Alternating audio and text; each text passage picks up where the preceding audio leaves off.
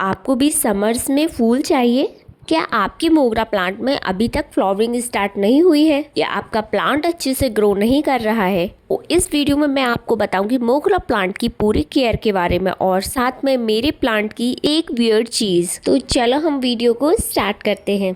तो अगर हम मोगरा प्लांट में पूरी गर्मी भर भर के फूल चाहते हैं तो हमें फरवरी और मार्च में कुछ बहुत ज़रूरी काम हमारे प्लांट में करने होते हैं, जिससे कि हमारा प्लांट फुल ऑफ ग्रोथ और फ्लावर्स से भरा होता है। तो मैं आज आपको इस वीडियो में बताने वाली हूँ कि कैसे हमें हमारे मोगरा प्लांट की कटिंग करनी है, फर्टिलाइज़र कौन सा देना है, लिक्विड में कैसे हम हमारा नेचुरल फर्टिलाइज़र बना सकते हैं और हमारे प्लांट को दे सकते हैं। साथ में सनलाइट और वाटरिंग की भी हम बात करेंगे। अगर आपके पास मोगरा प्लांट नहीं है तो ये टाइम बिल्कुल परफेक्ट है। आप इसे नर्सरी से ला सकते हैं या अपने फ्रेंड से कटिंग ले सकते हैं। तो हम आते हैं हमारे first point, cutting and trimming पर। तो नॉर्मली हम हमारे प्लांट की जो सूखी स्टेम्स होती हैं उन्हें कट आउट करते हैं, लेकिन ये जो फेब और मार्च का मंथ है इस टाइम में हम हमारे प्लांट की जितनी भी स्टेम्स हैं उन सभी में से थोड़ा थोड़ा प्रून आउट कर देंगे। साथ में इस टाइम पर हम हमारे प्लांट की हार्ड प्रूनिंग भी कर सकते हैं।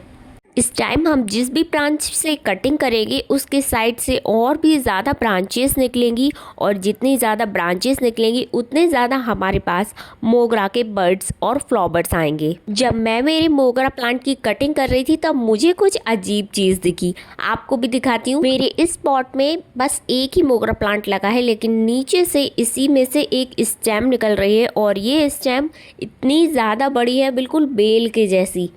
नॉर्मली मोगरा सीधा बढ़ता है लेकिन बेल इस प्लांट में प्रोड्यूस हो रही है, तो इसके बारे में मुझे ज़्यादा नॉलेज नहीं है। अगर आपको इसके बारे में कुछ पता है तो मुझे बताना।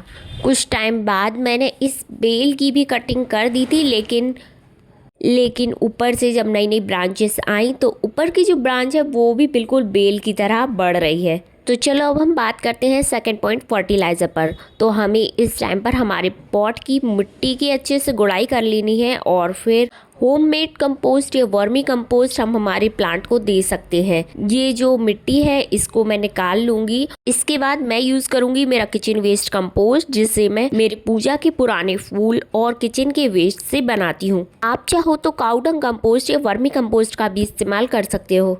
इसके बाद हमने मिट्टी जो निकाली थी पॉट से, ऊपर से मैं कुछ वो मिट्टी डाल दूंगी। इससे हमने हमारे प्लांट की जो ट्रिमिंग की है उसके बाद जो एनर्जी प्लांट को लगेगी वो ये वर्मी कंपोस्ट या काऊ डंग कंपोस्ट हमारे प्लांट को प्रोवाइड करेगा। तो इस सब काम के एक मंथ बाद का ये रिजल्ट है। पूरे प्लांट से नई नई ग्रोथ आ गई है और कई सारी कलियां और फूल खिलने लगे हैं। मैंने मेरे इस प्लांट में लिक्विड फर्टिलाइज़र भी दिया था। लिक्विड फर्टिलाइज़र में मैंने प्रोवाइड किया था प्याज के छिलके, जिन्हें मैं रात को पानी में भिगो देती थी और सुबह उस पानी में थोड़ा नॉर्मल पानी डाइल्यूट करके फिर उस पानी को मैं मेरे प्लांट में प्रोवाइड करती थी। साथ में बनाना पील फर्टिलाइज़र भी हम प्लांट को दे सकते हैं। इसी तरह से उसे बनाना होता है। केले के छिलके या ख़राब केले का भी आप यूज़ कर सकते हो। उसे पानी में डालकर कुछ घंटों के लिए भिगो कर रखना है, 1 से 2 दिन भी रख सकते हैं और फिर उसे पानी में डाइल्यूट करके हम हमारे प्लांट्स को प्रोवाइड कर सकते हैं। ये वही बेल है जो कटिंग के बाद ऊपर से निकलना चालू हुई है। इसी तरह से हम अनियन में कर सकते हैं। कोई प्याज खराब हो जाता है